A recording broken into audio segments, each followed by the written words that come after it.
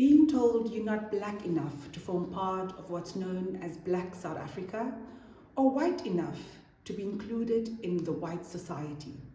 This is a social reality coloured people have been facing throughout the history in South Africa. Greetings everyone, I'm Lian May, a master's candidate with the Political and International Studies Department, and I identify as a coloured South African. My research project looks into the history of the coloured identity in South Africa. I go way back to the 17th century in the Cape of Good Hope, when the settlers and Khoi and black slaves coexisted. I trace this into the 18th, 19th, 20th, and today 21st century. I continue to talk about how the identity has been expressed throughout the world. The first layers that are on the globe. Where else do we find similar experience of what's known as coloured identity or loosely mixed race?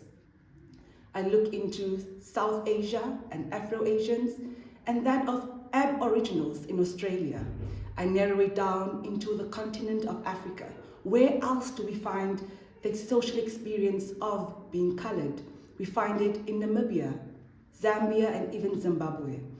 Throughout my paper, I narrow it further down to the South African experience and try and make sense how the coloured identity is expressed post-1994. My contribution to the coloured literature is that of speaking of the coloured identity and how it's expressed in a very smaller region, and that's Makhanda. Locally, I'm from Makhanda and I reside in what's known as Ghost Town, part of the coloured area.